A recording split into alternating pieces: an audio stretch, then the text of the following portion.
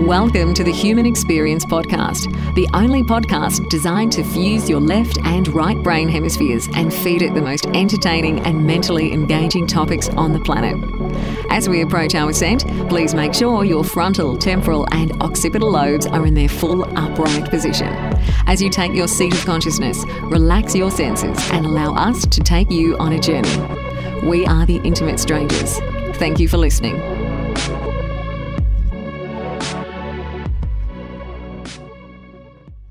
You know, they talk about that you have this infinite power to do all these different things with everyone's read one of these books.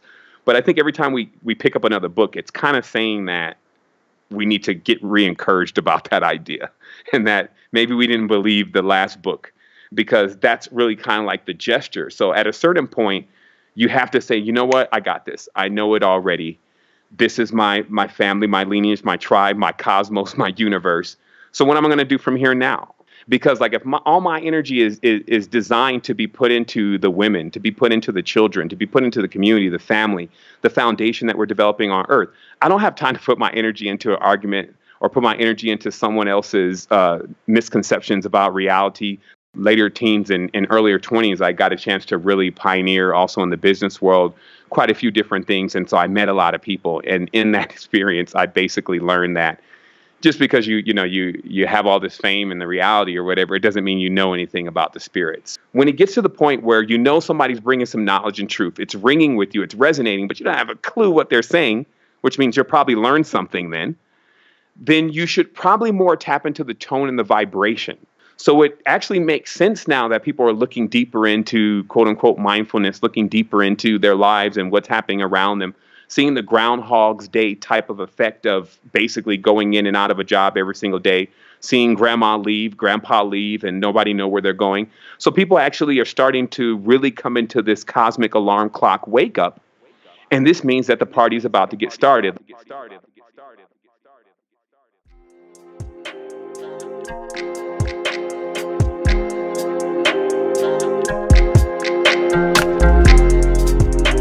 What's up, folks? Xavier Katana here, and wow, what an amazing episode we have for you guys today with Mr. James Bomar, otherwise known as Sevan Bomar. We get into a lot of really amazing information in this episode. James is an entrepreneur, he's a thinker, he is an inventor, and he's getting into a lot of the things that really strike a chord for me, and hopefully they do for you as well. We get into timing and flow, the body, mind, soul connection. We talk about communication, we talk about ancestors, we talk about being on the path, cryptocurrency, money. There's so much information in this episode. I don't think there is anything we didn't cover. Hopefully you guys enjoyed this episode as much as I did.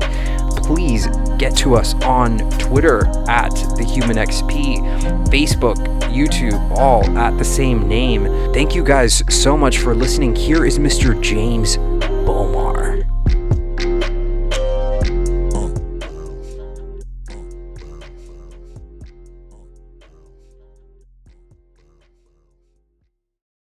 The Human Experience is in session. My guest for today is Mr. Sevan Bomar. Sevan, my good sir, welcome to HXP.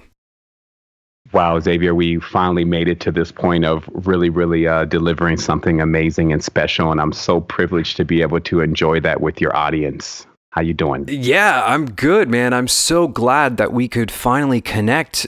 We both have such busy schedules, and we've been trying to make this happen for a while, so I'm so glad to have you here and to bring some of the awareness and knowledge that you have to our audience. For sure. I have a lot to deliver. You know, I think this has actually been a long time coming. We share a lot of mutual fans and also, let's say, fans, followers, believers, truth holders, seekers, lighthouses, a lot of mutual connections just in this collective community. Yeah. And it is also bringing us to a really unique crescendo where we're coming together and we're sharing things more than ever. And, my job, my duty, my gift to humanity is definitely to ensure that we're able to keep forging those bridges strongly and that we're, really connecting just from the level of truth and understanding what we're going into and how that's going to benefit all of humanity, and then also kind of looking central to the person. I don't want to generalize much in this conversation today. It really will be about directly the person understanding themselves. Much of what I do is really about just that, connecting the person with themselves. And I, of course, share information that I've learned along the path and that I've experienced and the wisdom that I gained in order to be able to assist humanity, because I see the collective and I respect the collective. And so that's where I'm at. I just want to, of course, start this off by giving thanks to really the ancestors who are our DNA. They're the memories, they're the connection. And they're like, for us, as in this stage of being seeds, they're the blueprint of how we become trees. And so they're always holding space. There is another level. There's always something greater and more massive. And so let's get to it. Yeah, let's dive right in. So, Sevan, I know you, and, I consider us friends, and I know you as an inventor. I know you as someone who likes to, look at things and create tools that better help humanity and other people for, the larger picture, the larger perspective. How would you address a question like, who is Sevan Bomar? How do you introduce yourself in that regard? Yeah.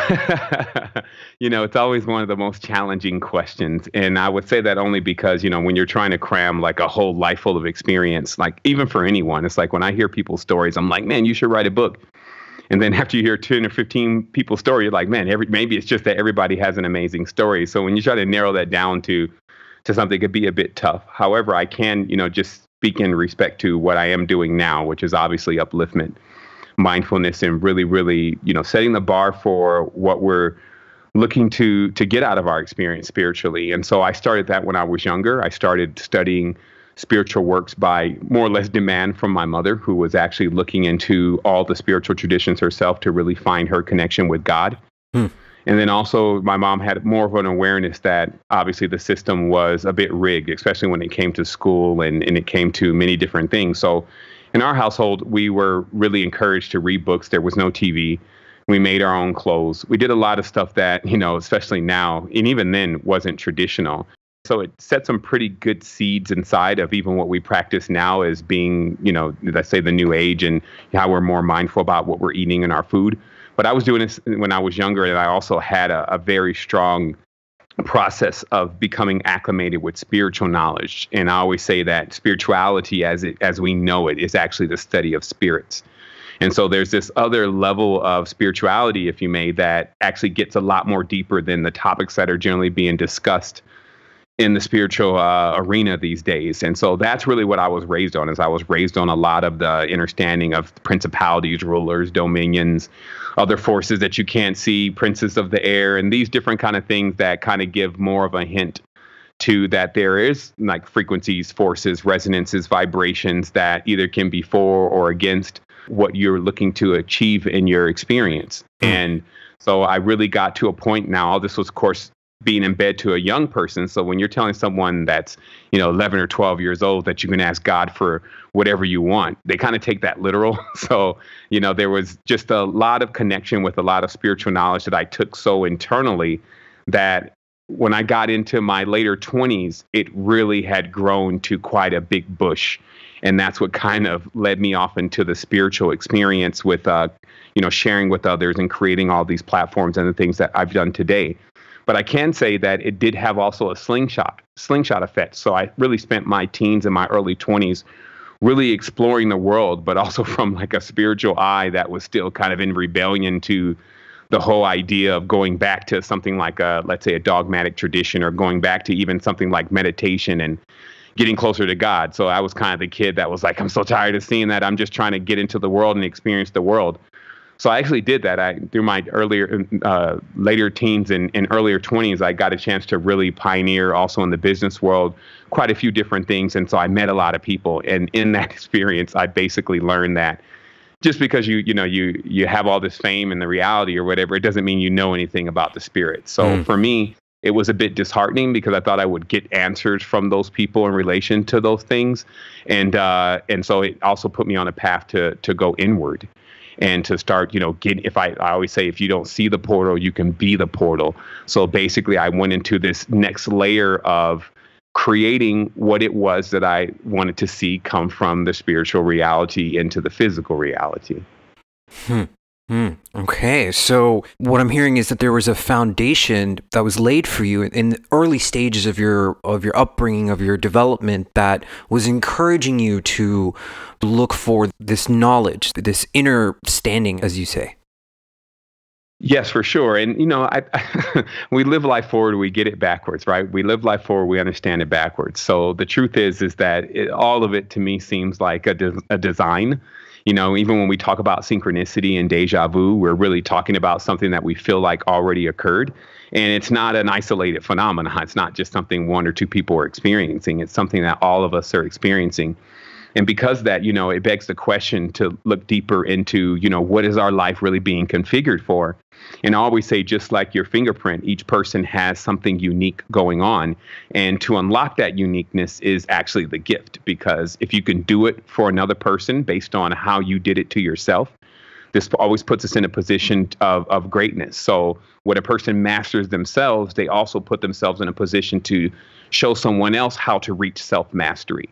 So I could say for sure that I was calibrated for what I'm doing right now, because I'm on track, I'm on point. I feel like I'm synchronized with my experience in this life. So the goal is, of course, is to get everyone into that on track, in sync with themselves and the environment that's around them, and letting them learn how they basically create everything that's around them through different levels of their projection. And it goes a bit deeper than just saying, hey, the way you think is what you experience and how you feel. That's kind of surface. We go a lot more deeper, and we start looking into the mechanics of language. We start looking into cleansing your body. We start looking into lots of stuff to see, just what we can put in our arsenal to actually begin. It's like a manual for the body, if you may. So that's what we put a lot of our work into. So for sure, I would say that's something that I was guided to do all of my life. Now I'm here, and I guess what here should be, since we're getting into this and explaining this to an audience who hasn't heard, maybe possibly hasn't heard anything from me before. What we did develop is actually at a certain point, I kind of received this massive transmission of language, like codes in the language. And I took all of that work, to not get long-winded about it, and I wrote it, or tried to do the best that I could in condensing it into a book that's called The Code to the Matrix. And The Code to the Matrix was like my last will and testament to Earth. It was like me saying, okay, I think I'm leaving, because I've seen some stuff and I've experienced some stuff that makes that possible. However, the saddest thing would be if I left without being able to transmit how I unlocked and unraveled this language, so that it can unlock and unravel the mind from its confusion. And so I wrote this book called The Code of the Matrix, which is very encrypted. It's kind of like a cult classic within itself at this point.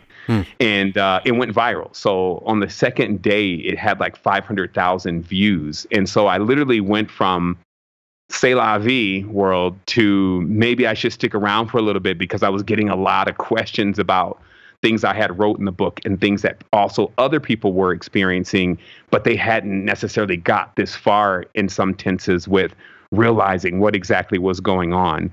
So that message started. It started 7 years ago. It started with obviously one person. Now I checked just the other day, and we've actually jumped members. We're actually around 38,000 members now. Wow. So it's building steam, and we're going into a whole new level of this also. We're like really pioneering sovereignty, because, I didn't really get on the phone today to just tell people about, who I am and what I'm doing and all the past stuff. I really like to bring people up to speed now, just so they get the most out of it. But it's kind of clear that we as a people have to move into sovereignty. And I've even given myself a personal deadline, and my group a personal deadline, which is like 2020, because it definitely shows that we're now stable enough as a community to begin to support each other physically, financially, emotionally, et cetera, as the conscious community. And then we're also ready to break away out of some of this governance and hindrance that's always around us because of things like the monetary system and things like the draconian legal systems and the things of ways stuff is structured. And now that these kind of disruptive technologies that put the power back into the hands of the people, such as, let's say, cryptocurrency, are coming out, then this also means that we want to be awake and aware for the potential of what it can do for the conscious community. So that's what we also do, is we look at stuff in real time. We do our best not to judge and just really observe and see and find meaning within everything. And then we put it in its place, so that way it's serving us and not degrading us. But we still know that all of this that we're seeing is us, and it's a part of the projection. So we have this thing called all is self. And that basically means that, the only thing that's really going on here is the time in which it takes you to learn everything around you is you. And however long that takes, though, right? So we want to bring people closer to that awareness. And we find also, especially now, that awareness is achieved by environment, being around others that have gone into this stage of awareness to some shape or form. Also, because, again, each person has a uniqueness, actually unlocking that person and seeing the gift that they have to deliver. Mm-hmm. But also, we look at these productivity tools, and this is kind of how we have a foot in what we call the fake matrix and the real matrix. We look at productivity tools like Asana and different things that are able to link people on a massive scale and actually coordinate major projects that are like the quantum change that the world needs to see, since we've given ourselves such a short period of time. So we're making ourselves available all the time, and we're getting a lot of assistance from these different realms that actually have the ability to change what is actually happening on Earth into a more harmonic, balanced experience based on the tools that are given. And so the only thing it takes is just someone that knows how to adapt to that, someone who feels like that's their calling, and then they just snap right into it. Okay, wow, there's so much information there. I'm looking at just the syllabus for, one of your courses, and it covers everything from celestial mechanics, vibratory energetics, deprogramming, holistic wellness, currency. How do all these things connect in? How do we learn from all of the knowledge and information that's available to us? Well, that's the interesting part. I have a real smooth way of summing this up. So it's good that we're having this conversation today because, you can get a lot of data and information and it actually have no real practical use to your spiritual growth if you're just taking all that information in and it's just kind of hitting you in the face or going to the side and, you're not really getting what's being transmitted. And the reason why that happens is, of course, because we already know. And it's important to establish, and this is stuff that we go through, is especially in the 2017 phase, is just getting into the all-knowing, realizing that, there's no amount of books that you're going to be able to read, or you've probably read enough books at this point. They talk about your greatness. They talk about how you're God. They talk about that you have this infinite power to do all these different things with. Everyone's read one of these books. But I think every time we pick up another book, it's kind of saying that we need to get re-encouraged about that idea and that maybe we didn't believe the last book, because that's really kind of like the gesture. So at a certain point, you have to say, you know what? I got this. I know it already. This is my family, my lineage, my tribe, my cosmos, my universe. So what am I going to do from here now? And so this is a big aspect of what we teach, is first getting in the knowing, because there's an infinite amount of data. This is literally phi that we're dealing with. This is literally the spiral of time. So it creates from the same force a multitude of things that look different, but really all come from the same source. So because of that, it's almost like us going out. And there's nothing wrong with going out. It's just like going out to have fun. But we have to remember that that's exactly what it is. You don't want to make an illusion of a nightmare your reality, right? So when I say go out, we have to remember that we have these states, right? Like where we go into meditation. Mm-hmm. We have these states where, we're doing something for ourselves. Nobody else is involved. It's just for ourselves. And then we have sleep, you can kind of put that on that category. And in this state, we are doing everything from the outside in, meaning everything is going constantly into our consciousness. The only thing that's left then for when you come out of sleep, when you come out of meditation, or when you come out of doing something for yourself and individually for yourself, is to come out to everything. That's where you'll find me. That's where you find Xavier. That's where you even find your children, your grandma. That's where you find all that. You find that outside. So it's an important observation to realize that obviously we drilled in for years about how language is really a program. And now a lot of people are starting to talk about it. They're having languages, spells, and all these different things. So they're catching on. But there's something to remember about language, and that's language is a tool that is decrypted by the brain. So when we read something from a sheet of paper, or we even hear somebody talking to us in a language, especially like English, it's got to come through the brain first. And because the mouth is actually there between what I would say is the brain, and then there's the heart.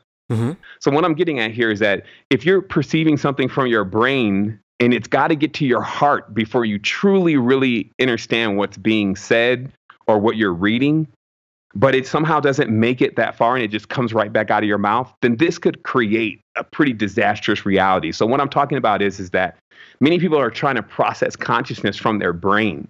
They're trying to process what their sister and their brother are really trying to say to them when they're trying to really assist them or when they're crying out and need assistance. They're trying to do that from their brain. And the brain, because just how it's set up biologically, is not designed to actually handle stuff like that. In most cases, it's only designed to either say yes or no. And because the person can't generally do one of those, they kind of get what we call double-minded or confused. Versus if you take a moment and process what's coming in and then let it go into your heart, then you can see and feel more of what needs to be done and how you should respond. So, of course, to me, like I've studied a lot about English. So there's a lot in English that's very tricky. So what happens is that sometimes when you're talking or even when you write something to someone, you could think that it's coming across one way, but it's coming across entirely different.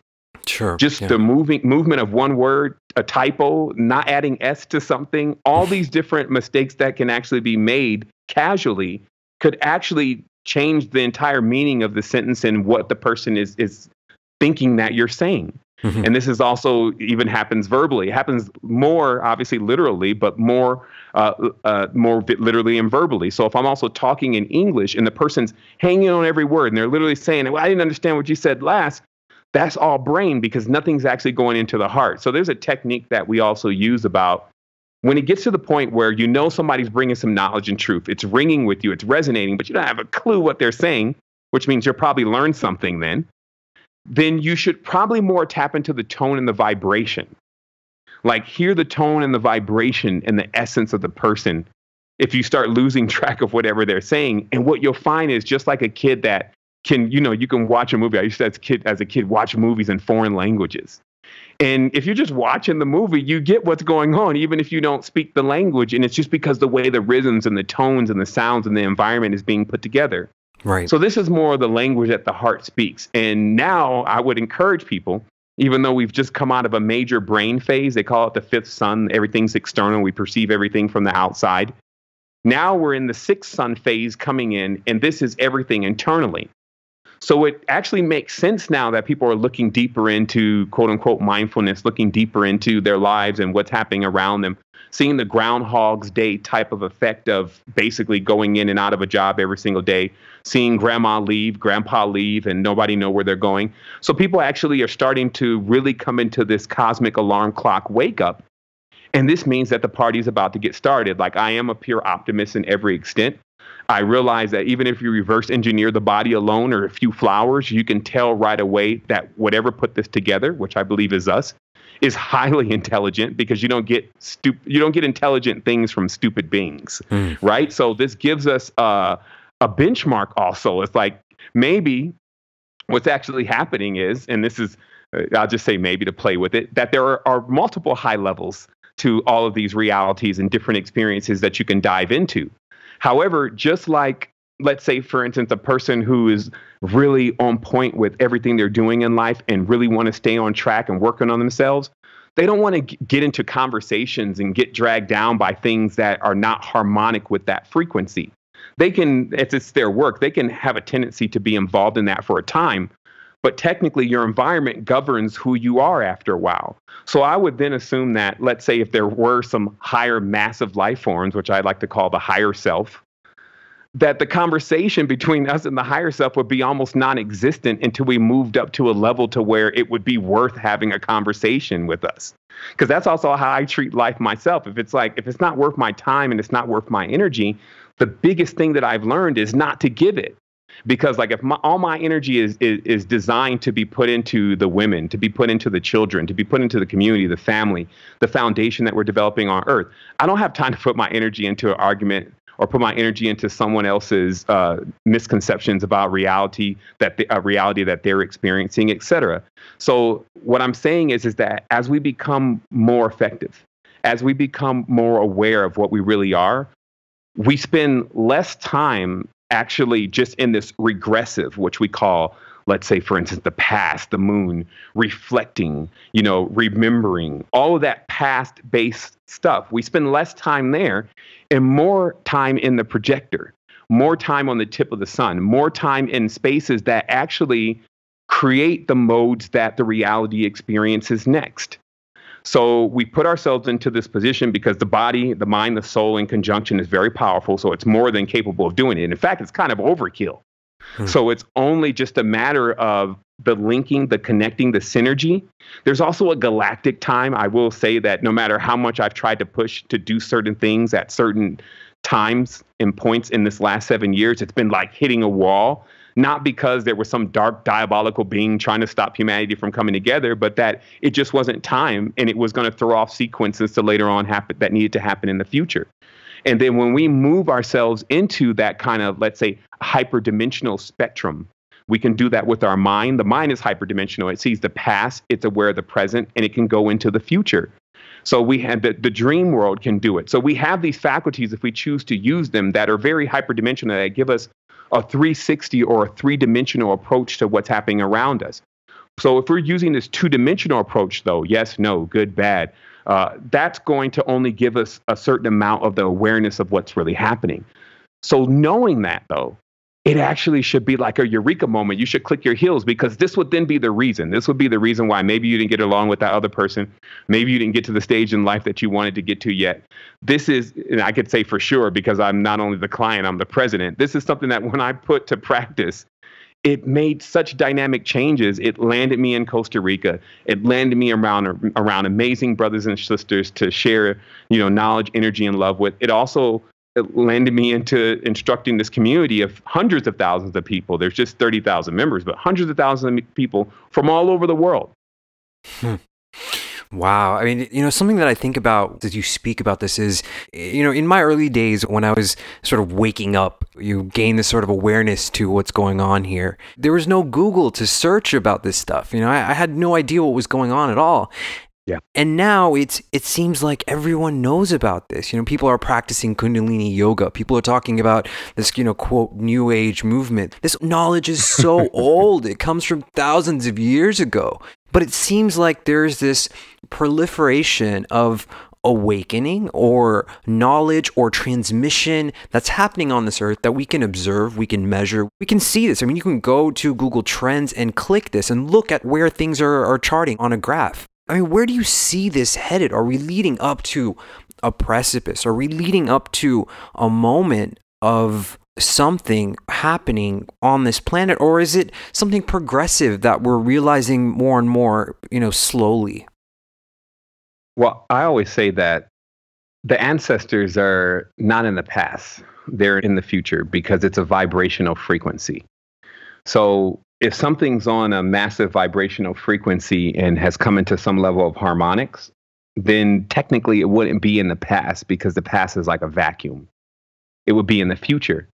And so what's actually happening is we're headed back to the future. And as we get closer to it, what we see is we see the actual reason why we're here. We see why we jumped in the time machine. The consciousness can go to the past, it can stay in the present, and it can go to the future. So it's a time machine. So we've chosen to be in this space, right? Like we're actually in this space right now. If you're in full control of your consciousness, you've chosen to be here.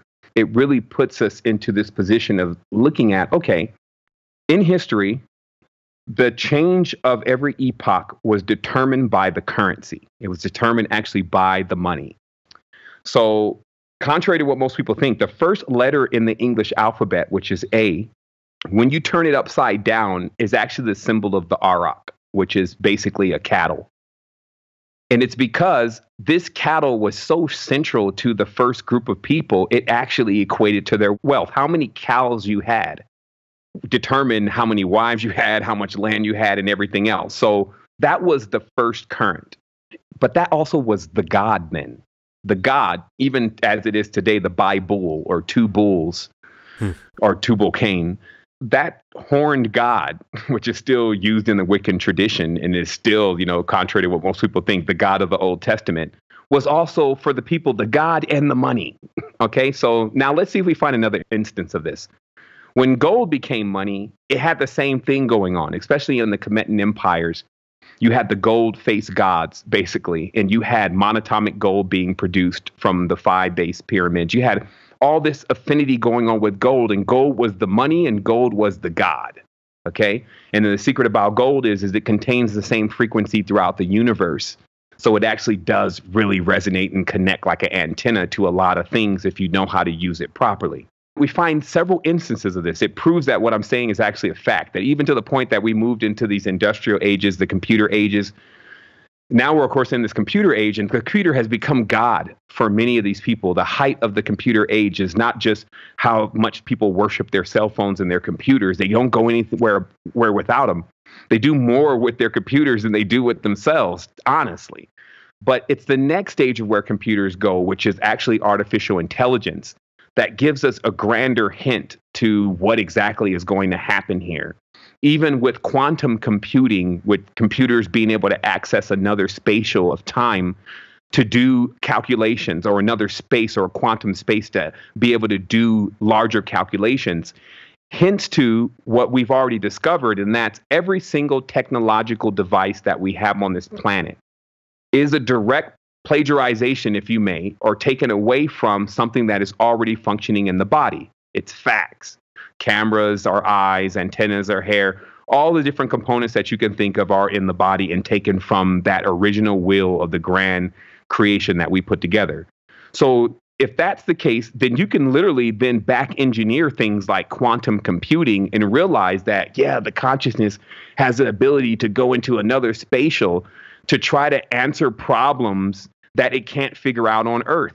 And we got people that do that, right? Like they go into meditation, they go into dreams, and they figure out stuff. So if we keep going in that direction and we try to find a connection between artificial intelligence and what's going to happen to us spiritually in the future, because AI is going to reach singularity at 2020, it actually means it's kind of like the beginning and the end of time is going to happen. And everything that is ever needed to be known, if you may, like confirmed, is going to be known and confirmed. Now, for many people, it's going to be confirmed to them by AI because they treat AI like a god. They feel like that it's more smarter than them with deep thinking neural networks and billions of different sets of data that it learns and responds to, that if you ask it a question, how to create a better aerodynamic design, how to cause something like this to happen in the future, how to drop crime in this community. When you ask it questions like that, it's able to come up with more efficient answers than the standard human being. Now, I'll say standard because there is some graduated human beings that are not being asked those questions. But what I'm saying also is that, okay, so if we're going to get to this AI singularity where they're going to ask AI, and you know it's going to happen, do we have a soul? And then when AI virtually drags them through the entire reality of data showing that for sure we have souls, we have all the knowledge and the confirmation. It's just not been put in front of everybody because nobody has presented that question yet. So you got presidents that even if you ask them, what about God? They don't have real answers. So what happens when they try to instill something like an AI as the president because it's the smarter one or can make most of the decisions? And then when they ask it, as they're doing now, what about spirituality? What about this? And it starts giving them real answers. That's going to equal confirmation for them. But this is going to be a kind of a sticky moment. And this is what we're preparing for. And it's because just because you find out something, it doesn't mean that when you say, oh, okay, now I believe that. It doesn't mean all of a sudden just everything changes from there. Like you begin the process just like all the rest of us. This process could take 3 years. It could take 7 years. It could take 2 lifetimes. It could happen in 1 week, 1 month. But what I'm saying is it doesn't happen immediately just because you confirm that you have a soul.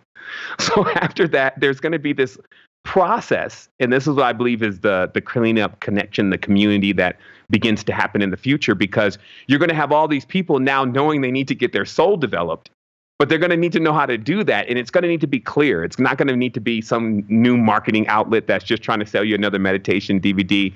It's not going to need to be like, just somebody that's trying to invite you down for, arm testing to test your strength. It's going to have to be so concise because it's going to need to meet these intelligent people where they're compartmentalizing themselves and standing. So that's why we also are very abreast of all the data and technologies, from metamaterials all the way down into bioorganisms to, simple stuff to complex. Like, we don't really miss anything, but it's very interesting because when you know metaphysics first, and then you master, let's say, certain levels of metaphysics, you can go into anything. And in fact, if you just master anything, that's why we try to get the person to look into their uniqueness, because they can master that a lot faster. Once you see the steps of mastery, that's applicable to anything. And then those applications, just like what we see in the world now, and we want to change this, but still, the things we use in the world pretty much every day were developed by one or two people.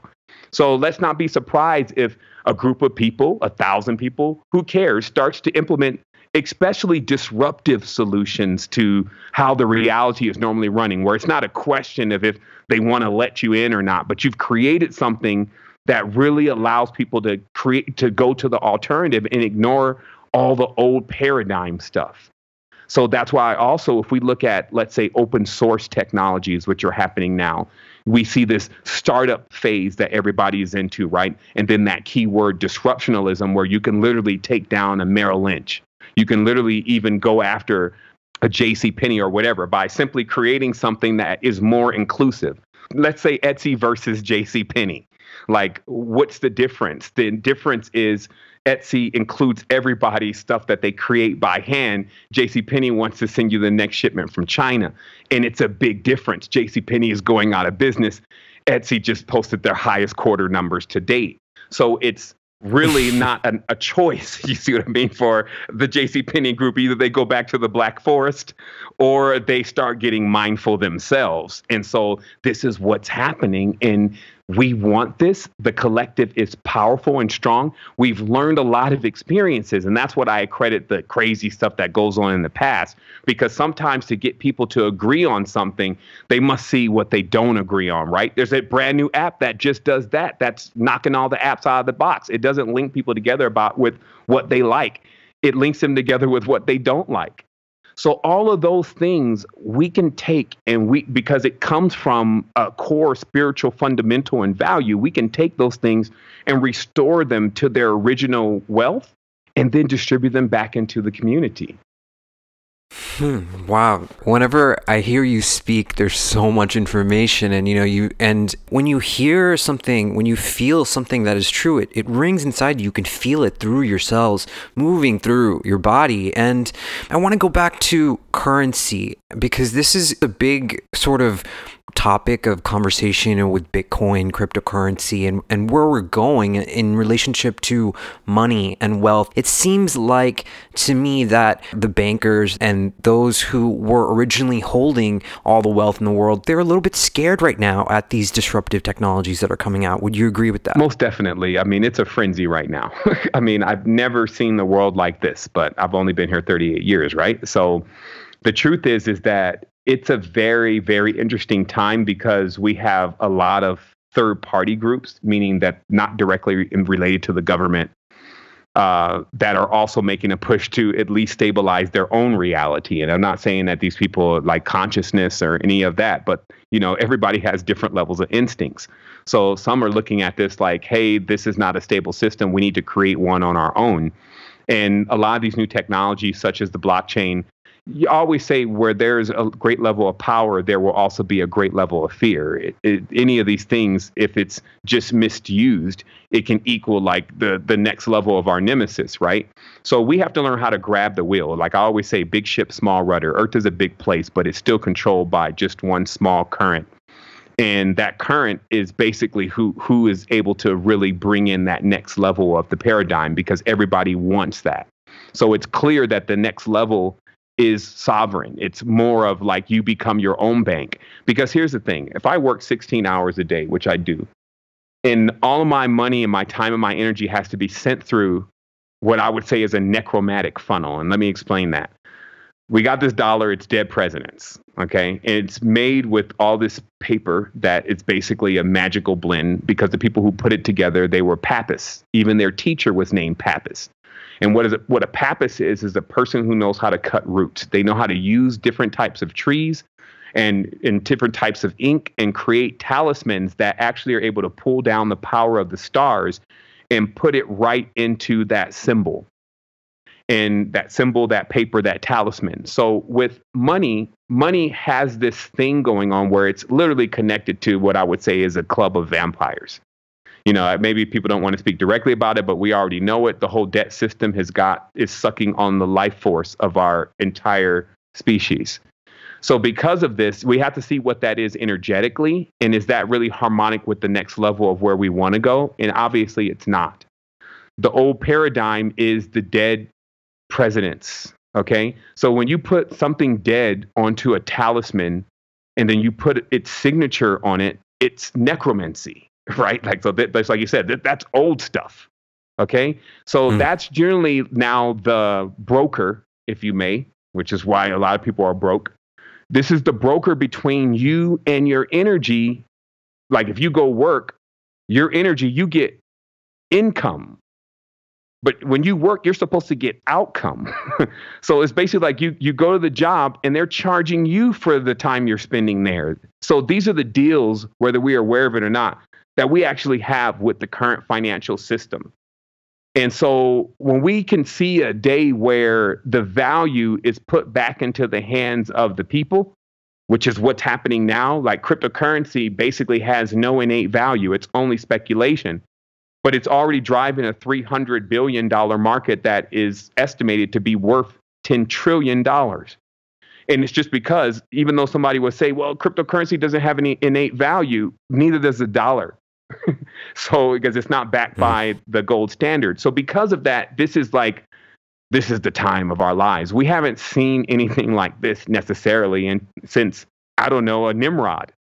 So what I'm saying is that, so if I work this 16 hours a day and I only want for whatever it is that I'm putting in, whatever service I'm giving to the tribe, I only want back something that is harmonic to me, which would then in this case be my own cryptocurrency. The connection is so clear. The level of prosperity is so abundant. You could take $100 and turn it into 10,000 with that kind of cleanliness running through your own current. This is why we have to understand the word currency comes from the word current. It's a reference to power. It's a reference to energy moving through you. And so, of course, you don't got a lot of money. You have a tendency not to be able to go that many places. You got tons of money. You pretty much can go anywhere. So we want to restore that original system, which is about your chakra centers. It's about your kundalini. If you don't have a lot of current in kundalini, you can't astral travel. You'll be grounded. So that's what's happened to the earth, is that it's delegated. It's literally been hoodwinked. It's delegated all of its energetic centers over to an external force, a dead president. And then they've lost the ability to use their true internal visa, their ability to go anywhere, the astral body, the lucid dreaming. They've lost that in exchange because because they're transferring this current, they got to spend time. So when this time comes into play and people have to exchange their energy for time, it locks them into that life and death loop. And you're talking about beyond a God with people. Like, even when you're trying to put terms on what the soul is inside the human body, it's only an underestimation. So this is why each person then actually has this huge allotment. They call it the Dharma, right? They have this huge amount of currency stored up and they just don't know how to release it. So this puts us into a whole different area than the society is right now, because think about it now, people don't want to really see you shine. They don't really want to see you, like they start talking about you and it just becomes like a conflict. And so that's the direction things have been going. And that all has to do with the money and the necromantic system. And then now what cryptocurrency even means is that in the crypto, or when you crypt something like encryption, it's literally taking these dead presidents and it's making them no more. It's putting them into another system to where you can no longer trace even where it was in the first place. So it's basically vacuuming up all the dead presidents off the dimension so that people can get out of the old paradigm of the debt system, signing their names on two-dimensional pieces of paper and saying they're now in debt, getting their social security cards and all this stuff and put in the exchequer and all these different ceremonies and things going on around who we are, the straw man, that kind of stuff. All that's old paradigm. And then the truth is that when a person unlocks their uniqueness, that's when they come into the full realization of that. Until then, they kind of like believe it, but it's something they need to see it in themselves. And the only way they see it, and this is what every teacher should know, the only way that person will ever see it is if you unlock it within them. And that's the tap dance. There is something being built. We're constructing it as it goes, like we're scaling it up. And it's true and it's genuine because it's about us and it's about the facts. And the facts are, if we're separated, we can never be stronger. We come together, we're stronger, we're more expanded. So what we've been doing is we've either been creating these nucleuses. And then what happens from there is we begin to see those teams accelerate into whatever their projects are and reach completion faster. And this is all something that actually just started within the last 2 months. So we're always pioneering something new, but we literally know now this stretch between here and 2012 is about your personal sovereignty. It's about you realizing that true power is just when you walk up to your light switch and you turn it on and it comes from you. And by all means, what we have here, this collective, this spectrum, it will go into its infinitude. See, there's nothing actually that can prevent that but us. That's why I encourage people, hey, get out of your own way. Get out of that mind, the monkey mind, the egregor that has been constructed from the time that you were designing your chakra centers from one to wherever you are now. Get ready to commit that thing to the fire and let it rise like a phoenix into its new stage. And then stop bringing the old paradigm back into the new phase, because that's just pulling you back. Don't let people pull you in there. Realize the power of environments. Get out of there already. Realize that when you set those intentions in resonance, we can take you from there. Yeah, man. I mean, wow. I just, another reason that I really resonate with a lot of the things that you're doing is there's so much of this aspect of mystery that surrounds us, or this idea of, looking externally for these answers. And we do this all the time when we're looking for, this guru aspect of things, where we're looking for something external to ourselves. But what we either learn through experience or we end up finding out is all the answers that we're looking for are already here. They're already inside of you. They're already within you. And sometimes I wonder, what am I doing? What is going on? I mean, are we really making a difference? Is it possible to shift this current trajectory that we're on? And it really feels like social media has become the opiate of the masses, where, we're in this sort of illusion of connectivity, but it's not that. It's not. We feel like we're connected, but it's not. We're not connected. We stand in elevators, we stand in subway cars. We don't know the person's name standing next to us.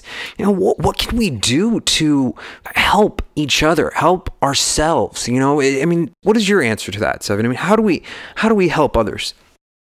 Well, what I do is that, I look at any kind of problem, because you know how they say in entrepreneurship that you're supposed to look at problems that everybody is having and try to come up with solutions, and then maybe that'll be another successful company, right? So if we take that right into the spiritual scope and we say, okay, well, what's the issue that everybody is basically facing in this? And you're right. This virtual connectivity, it ain't going to get it. Like it serves as like a pacifier or a bandage to a wound that eventually just busts open because the person still needs that connection. And also, each person virtually plays a unique key to unlocking another person. Like we're literally designed to work like that. So if we can't connect on that level, that means that we don't actually find our connection and our purpose. So what we've done is we actually just design the tools. Like I'm not here to kind of like, just discuss the tools that we've designed and what we're doing just as it's like some kind of pitch. But I will say that I encourage the teachers and the leaders and the thinkers to sit down with these questions and say, okay, well, if we're even asking them, that means there's not that many solutions. So what can we introduce as a new solution? And what I found is that it was like a hybrid connection. And this is what we're rolling into right now with our mindful projects. Because also, let's say, for instance, someone has done a lot of work on themselves, and let's say they create a community. If you get a person coming right out of Vegas into that community, they're going to wreak havoc on that community. They're literally going to come like 2 atmospheres up. They're not even going to be able to breathe. It's going to be sick to them. So you need to have some kind of onboarding process, right? So we thought about all this. We went through the entire process, and we even created ambassador training for that specifically. It's like the onboarding process of actually getting a person into the realization of how to connect with others. Use certain metrics, like we take a person through actually just first unlocking themselves. Like if you look at all the life paths, what you learn is not that everybody is different, but that there's a different aspect to self. So when you learn even how to communicate to, let's say, a 4 or a 5, and how not to communicate to them, you get further along. So this time that you learn really something that applies to you, it also redundantly just goes right back into assisting the person that you're communicating with. So that's like a symbiotic relationship then, right? So that's kind of what's first, is teaching the person how to stand on their own too, how to be self-motivated, where self-motivation comes from, like how your dreams and desires, they change. Like when you were little, a simple pager. I remember when I was young, I just wanted one of those pagers. And man, I was like working. I did roofing for a month as a younger kid in the hot California sun just to buy that pager. And when I got it, it was like, now try to give me a pager. I'm going to be like, huh? And it's like, because, and then later on, it's the car. Like, remember your first car? I mean, come on. It's like, so there's these stages, but now give you a car and it's like, oh no, another bill. You process it different. So we have to be ready to look at ourselves now and say, hey, what's motivating you right now? Because if there's nothing there, there's no fuel in the tank, baby. And we need to do something about that. And obviously the healing, because, right. Nature, we're in a connection here already. We're in a marriage. It's just about whether we want to go back and reestablish that connection. Any blue zone, just find one around where you are. Any blue zone, when you get in that area, if you're still one of those people that you're cool with nature, you love the birds and things, but you still feel a little anxious when you're there, you want to get out of there. Like you want to go, maybe downtown, go to, you maybe have the city bug, right? What you want to do is you want to get into areas that have a stronger dose of nature, because nature is not the same in every place that you go. And so if you go into a blue zone, 1 day, 2 days, deja vu start increasing at least 2 to 3 times about this recollection that you had about self. It's like, I always call it the smell that reminds you of grandma's house. Like you just get triggered with all this different stuff. So it increases the rate of that, because what's happening is that atmosphere that's around you, look at the term atmosphere, the atmosphere that's actually around you needs to be regenerated, needs to be patched. So these are ways that's why I say as above, so below, that you can use tools that may be directly around you, maybe one plane flight away, to actually change your entire life. But if you're trying to do it another way, because then it becomes like, if you're trying to do it in the fake matrix, as I call it, it's always like, the moment I get this amount of money, the moment I get this job, the moment that she grows up, the moment that he leaves school, the moment that, and it never stops. So the truth is that you have to be back on the wheel and be like, okay, you know what? This is common sense though. If I put myself somewhere where I can charge and regenerate, then I will have more power, not less. And so let me go get some grounding, and let me go ahead and fly it from here if it's worth it to you. Now, that's another thing. That's why motivation is important. And even some people are motivated by the fire. Some people are motivated by, let's say, the fear, because the fear is the fire. That's the fairy, right? This is the kind of thing where the person literally always needs the fire under their butt in order to do the next thing. They need to feel like there's an impending disaster, which is immature. So the thing is that when you get to a certain level of maturity, it's like you don't need that fire under your butt. But until then, generally, most people make big changes in their life when some disaster happens.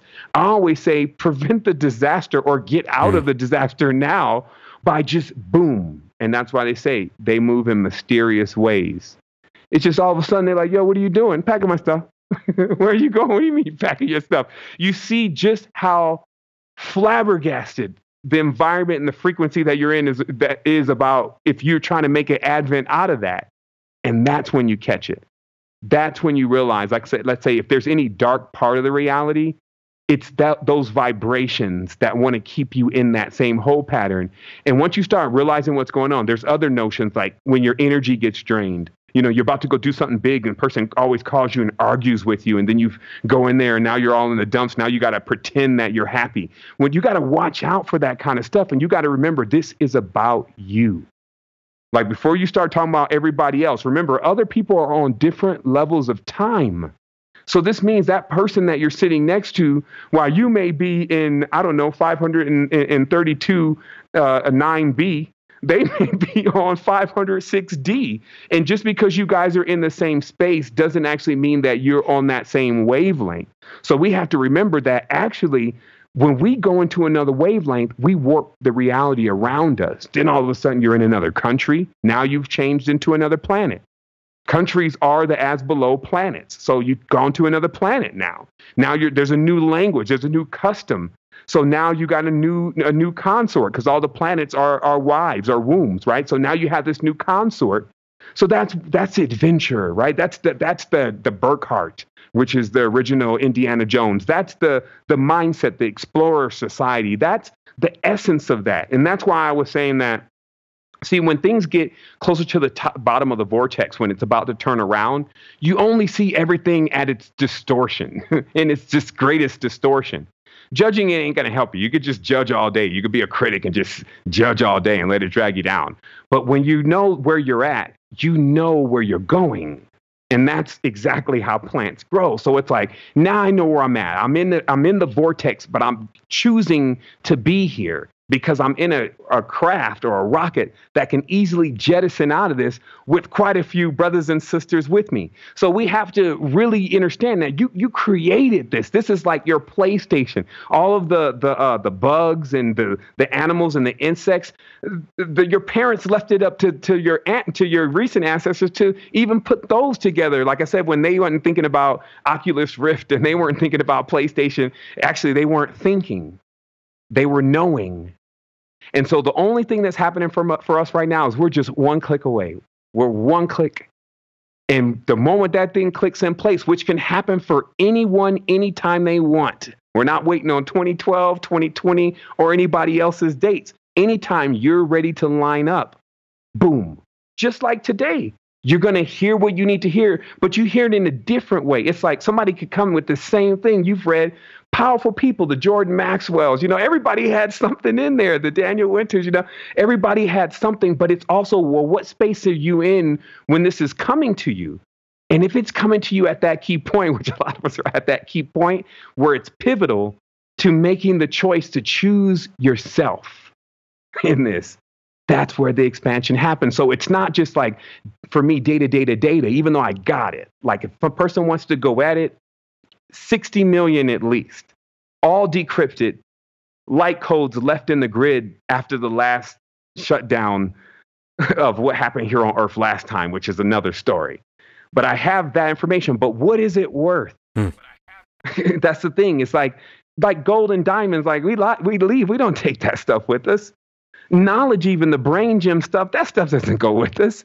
What goes with us is the truth and the essence, and it's always us. So if we can live in that now, and that's why it's like everything is an incubation, everything is a stage. We can't believe for one moment that what's happening here isn't a grand design in our favor. And that's what it is. It's like, don't be surprised if when you're leaving here, all these draconians and all these whatever, the next enemy Illuminatis or whatever, just are waving like they're in costumes, because they're all programs. Even a person themselves can just be living as a program or a script, acting like a character in a mainframe, doing only yes and no's like a binary code. A person can literally be that way, or they can jump into that next side of self, that wholeness, as we call it, and start really seeing that, you know what? I see what I see. You know how they always say that just learn from somebody else. Like my mom used to tell me earlier, when I was young, she always say, James, you need to learn how to learn from other people's mistakes. Man, I can say now is the greatest time, because it's not a mistake, though. You got to realize some people went down paths to draw maps for us. And now we take that path and we look at it from the bird's eye view, which is the highest state of our consciousness, and we can see where we're going. But if we come at this at all from that old paradigm, dualistic, I'm judging you phase, you can judge me phase, how are you going to judge me when I don't even know myself? You don't even know you. How are you judging me? It doesn't even make any sense. So this is where the empowerment comes in, because obviously the systems are designed to disempower. They're designed to push you down, to make you feel like you're just a citizen. This guy is over you, all this kind of stuff, right? So obviously that doesn't make sense anymore. And this is where the segue comes in truly. And it's like, okay, but here's the alternative. This is not just another glorious speech on another sanctimonious Sunday. That's not what we're talking about. We're talking about first of all, if you're trying to get out of the vortex, if you start letting stuff out of the cargo, like all that baggage, like all that, the grief, even before all of that, because you're trying to go through the mind, just clean your colon. All that stuff is going to get the vibration up. And as sure as the planet exists, if you don't get to another level, the whole thing would just disappear, because it does work on specific mechanics.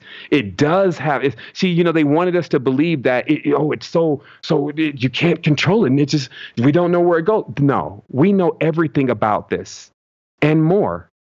All the knowledge that's here, how plants grow, how you can take radiolaria, seeds from the earth, patterns in your mind, how you can manifest and create things, bring them from the external worlds and into the internal, the male womb, the female womb, homunculus, parthenogenesis, being able, men becoming women, women becoming men and women living in the same body, hermaphrodites. All these different things are all what we're looking at.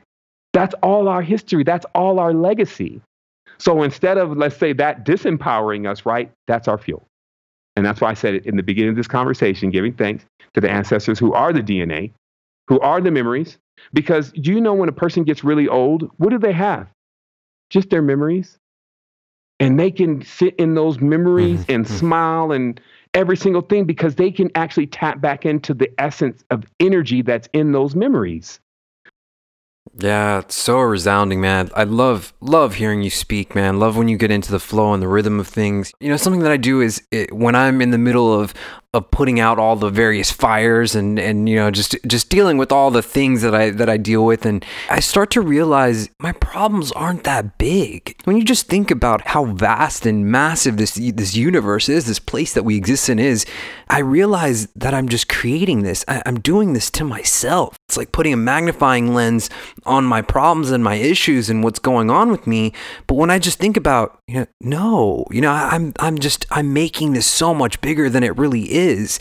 Something I wanted to ask you about, James, is how important is what we put into our bodies? Like how important is the frequency and the resonance of the things that we are consuming? I wouldn't want to address just what you said first, because I think that that's really what people are going to be experiencing more than anything. That's why we're all really in synchronicity, is about, so what's really happening? Like just what you just said, like what is the reason for that? Like, why are we experiencing almost like a assailant in our own consciousness? Why would I want to destroy myself? Why would I want to tell myself things bad? Why would I want to experience anxiety? Why am I doing this to myself, right? So when I went through the higher vibration, that's exactly how I did it, by asking about just the whys, literally the why. Because if we look at that symbol, the why, anytime you look into a corner of a wall, you see the why. And the reason for this is because the truth is, when we process language, we have to remember there's a specific scripture about this in the Old Testament, which is coming from like the old stuff. Remember, a lot of the Old Testament is coming right out of the Sumerian tablets. So there's this part where one of the gods is like, hey, it looks like they're down there, they're constructing, they're building, they're coming together. We need to stop this, because if they keep going with this, then they're going to be able to scale the heights, and they're going to even be beyond us. And then the question is presented, so how can we do this? This is actually in the Old Testament. I'm just paraphrasing. How can we do this? And then there were some suggestions offered, and one of the angels said, basically, let's do it with language. So then after that, there was a commission to go down and change the languages. And anybody who's read the Bible knows about this. And then when the people, that's what began Babel, because nobody could understand each other. So it just sounded like you were just babbling. And then eventually the people divided from each other. Now, sometimes people try to take that story literally. They actually try to imagine like a literal thing going on. And this destroys it. That's why knowledge really locks out the profane. What's actually being said is, truthfully, you have to dig deeper into how you are processing the experience. And if it's coming through the language, which it's always suggested to us to think about this, it's always suggested to us to read about this. experience that we're having. Now we've taught ourselves something, because kids don't come out speaking languages. So we've taught ourselves something, languages like, these hieratic and demotic script languages. They have to teach themselves that. And so what they literally do is they take a beautiful mind, literally, and they set it at war with itself. That's what these modern languages have done. So there's literally, because there's a logical side to the consciousness, right? And then there's an intuitive side to the consciousness. And when they're not complementing one another, just like the masculine and feminine forces, then they're at war. And so thus, then the battlefield of Arahant then presents itself. The entire text and the Mahabharata's texts are talking about the wars that go on in the mind. They're not talking about external deities. The fifth son had everything looking external and people building temples, but truly the conflicts were happening inside while they were building the temples. You know what it seems? Because it's like what's happened to us is that we went outside looking for something and never found it because it was within. We should have never left. Even when a person thinks that they're alone, you take a breath. You think breath is like nothing? It looks like nothing, right? And like water looks like nothing. And then we'll learn then, hey, the most powerful things you can't even see.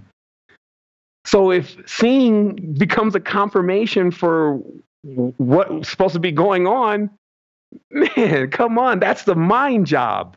And that's why we call them masterminds. The only person that can walk themselves out of that maze are the masterminds. And the masterminds are here to walk others out of that maze when they want to. In the ancient traditions, they drew that same maze so you can walk yourself out of the corridors of the Minotaur. There's a Minotaur in the middle of the maze. What is that symbolic for? The A, the first letter, the Arak, the first god, the horn god. Getting out of that whole Minotaur maze, getting out of the mines. Look at the Anunnaki tradition. It says the same thing. Oh, we sent them to the mines to mine the gold. So you got people literally in their own consciousness mining themselves, asking themselves questions they already know the answers to, confusing themselves, right? So we've been turned against ourselves. That's even how it reflects in the reality, right? Like people are literally, like you said, they jump in the elevator and it's like, it's crickets.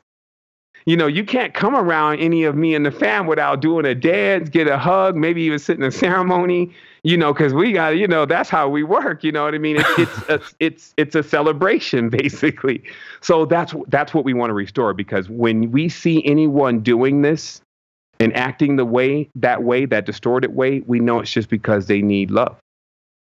And they also need unconditional. See, people got to understand love is now a word by itself. It's used often. It's used on Twitter a lot, Instagrams. It's used on Facebook. I love you guys. I don't even know you. How does that work? But I guess it can happen at the highest stage of your consciousness.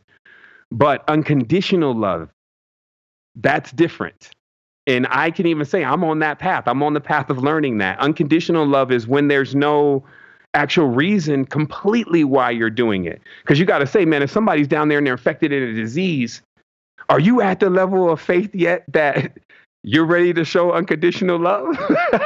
Right? We're going to test that faith. So the thing is that, but if you've already broke through a couple atmospheres, you could see the distorted code on the guy. You already got the insert to perfect it. It's nothing for you to walk up and to do that. So that's what I'm saying. That's the next stage for us. And it's something that we're returning to, though, right? Like we have to know that this is not why it's like, wow. I mean, man, this just sounds like sci-fi. And it's like, actually, no, this was the past as technology. Like technology is not a new word. All of what we have and all of what we've been through, we now bring here into this space. And that's why I said, I'm just present on earth.